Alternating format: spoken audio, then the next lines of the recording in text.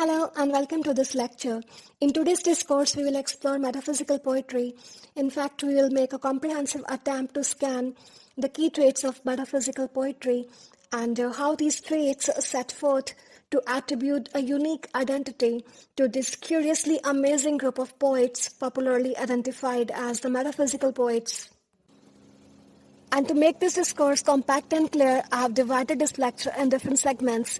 In the first segment, we'll explore the characteristic features of metaphysical poetry, focusing to understand the key concepts of metaphysical poetry and making you acquainted with the major metaphysical poets.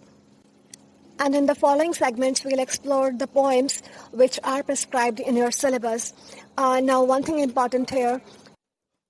So far, MGS's syllabi is concerned, metaphysical poetry is prescribed for first-year graduates and for the master's previous. So those of you who are first-year graduates can take it as an introduction to metaphysical poetry, while those who are doing their masters, they can take the first segment as a revision since you have already done it for your graduation.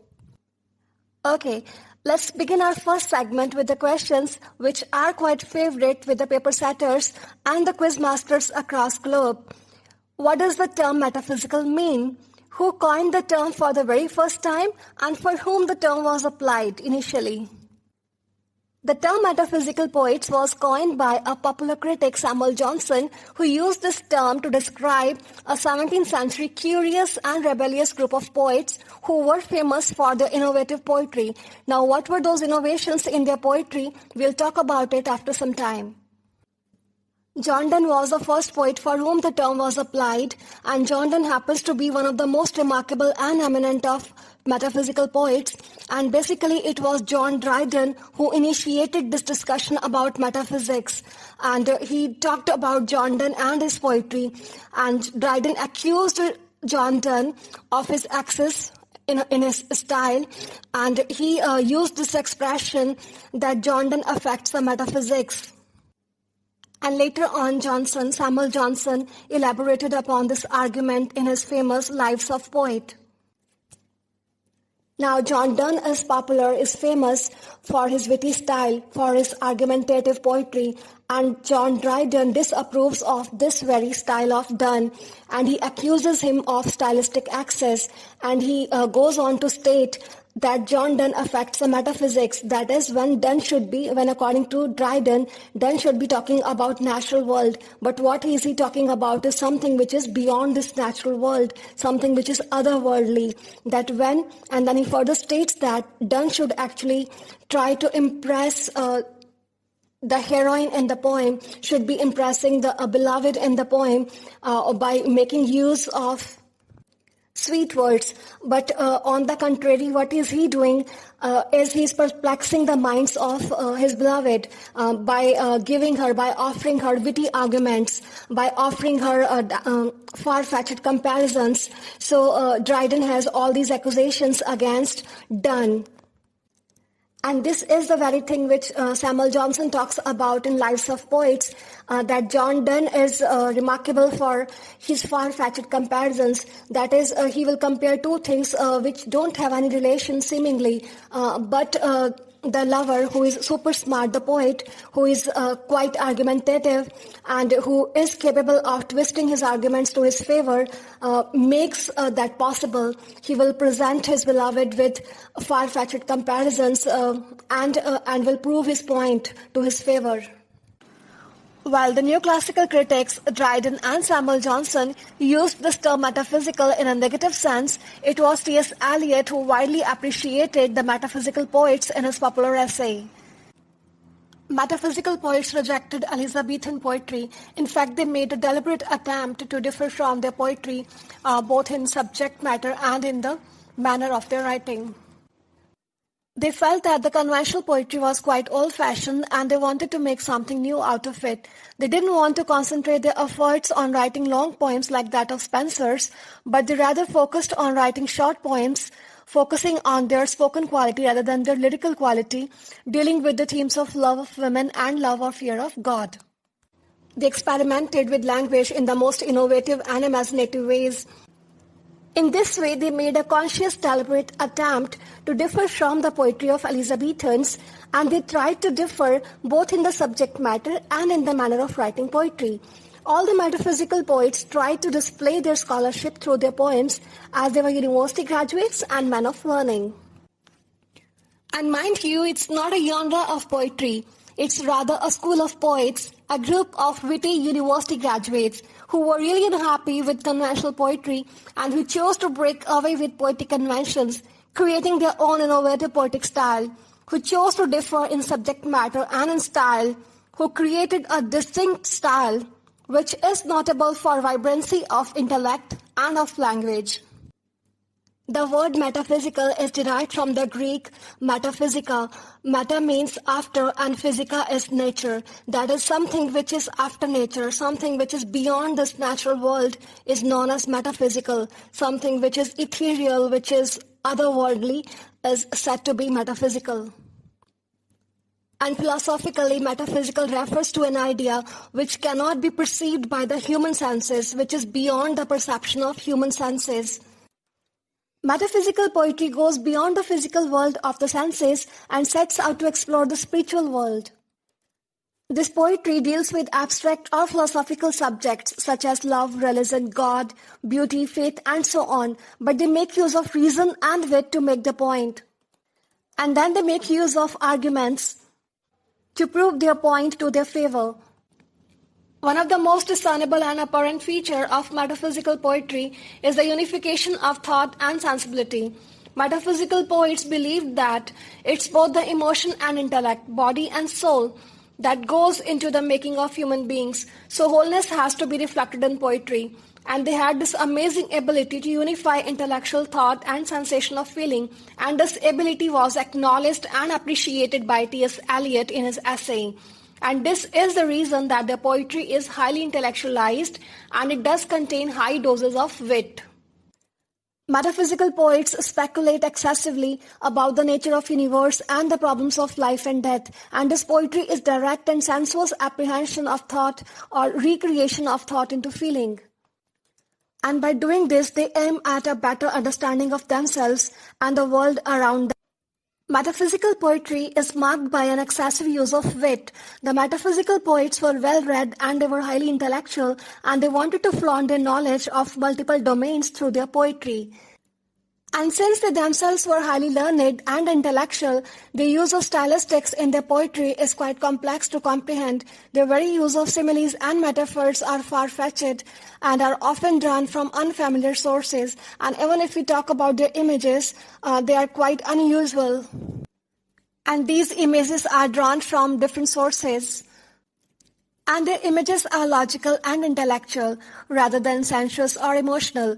And their unusual images are drawn from multiple domains of knowledge. Since they were pedantics, they were well-read, and they wanted to parade their knowledge through their poetry. So their images are drawn from multiple domains like science, agriculture, geography, history, astronomy, chemistry, architecture, geometry, mathematics. You name a domain and an image is lifted from there by the metaphysical poets. To understand metaphysical poetry, the knowledge of multiple domains is a prerequisite, the reason that these poems are deemed difficult and complex to comprehend. I have done this list for you of all the prominent metaphysical poets, and I would advise you to always remember these names. John Donne is pretty much in your course so far MGS syllabus is concerned, but I would recommend you to explore one or two poets along with John Donne. Especially Andrew Marvell's To His Coy Mistress is quite a popular poem, and I would like you to explore that. And besides, you can also explore Richard Crashaw or Robert Herrick. Again, he is important. Even George Herbert is important. Try to read at least one poem by these poets, and it will help you in your competitive exams for sure. This school of poetry has a dramatic quality to it, which often seems to be one side of a dialogue between the poet and his lover, or God or himself, and this one is replete with wit and paradoxes, conceits and puns. Far-fetched comparisons are there, like romantic lovers compared to a pair of compasses, that is, their inseparability is compared to a pair of compasses. And this poetry has a note of immediacy, urgency in it. as the metaphysicals emphasized on the experience, on the things happening now, so that note of urgency is there. One of the most outstanding features of metaphysical poetry is the use of metaphysical conceits. Conceit is a far-fetched comparison, that is a comparison between two things which are nowhere similar to each other, and it differs from an analogy in the sense that it does not have a clear-cut relationship between the things which it sets out to compare. The things are so unlike that the reader doesn't even want to compare them, but the poet skillfully makes the comparison acceptable. For example, John Donne, the most remarkable, the most eminent of metaphysical poets, compares the seduction of a woman with the biting of a flea. Now, how is this possible? Do you see any connection here? Possibly not. But John Donne, he not only sees a connection here, he also makes it work. The poet smartly offers witty arguments to persuade his lover to share his perspective, his point of view. He asks his beloved for physical intimacy, which she denies, and then comes a flea which bites both of them, and the poet lover takes this incident as an opportunity to frame his argument. He cunningly tries to coax his beloved to say yes for physical intimacy, and he puts forth his point that this flea has bitten you and then it has bitten me, and in this way our blood is already joined in the body of the flea, which is almost like being joined sexually. And that our bodily fluids have already mixed together within the belly of the flea. That is, the flea has already united them by sucking their bloods. So Donne suggests here that sucking flea has joined the lovers as a minister might join them in the holy union of marriage. That is, they are already united the way they would be after their marriage. So there is no point saying no now, because they are already united in the body of the flea. In Donne's poetry, you won't find a meek and calm, sweet-talking lover. On the contrary, what you are going to find there is a super smart, argumentative lawyer in the form of a lover who can twist the very thought process of his beloved. He will offer her the kind of arguments that she would think the way he wants her to think. Colloquial style, complex intense patterns, philosophical themes coupled with paradoxes and conceits, then disruptions in poetic meter, witty and imaginative wordplay, all these features make this poetry quite curious and different from the conventional lyrical poetry, as it focuses on the spoken quality of poetry rather than the lyrical quality of it. Metaphysical poetry is spiritual and it often has religious themes. And this poetry asks philosophical questions about spirituality, religion, and faith. One of the most recurring themes in metaphysical poetry is carpe diem. It's a Latin phrase which translates into seize the day. And that is to make the best possible use of the time that we have and not to take anybody or any person for granted, because time just flees. This phrase is often credited to Roman poet Horace, but I won't go into those details for the time being. Andrew Marvell's To His Coy Mistress is probably one of the most prominent examples of carpe diem, wherein the lover persuades his beloved to make the best possible use of the time that they have in present, since their stay in this world is time restrained and they don't have world enough time. And he puts forth his case to his beloved to get united before they make it to the grave. And he humorously asserts in the end that it's not so wise of an idea for the lovers to get united in the grave. So it's better to make the best possible use of the time that they have in this physical world and to get united before the time's winged chariot comes and slays them. And by the way, this poem, To His Coy Mistress, is also notable for the excessive use of hyperboles, which is again a key trait of metaphysical poetry, and the stanza 2 of that poem is replete with hyperboles or exaggerations.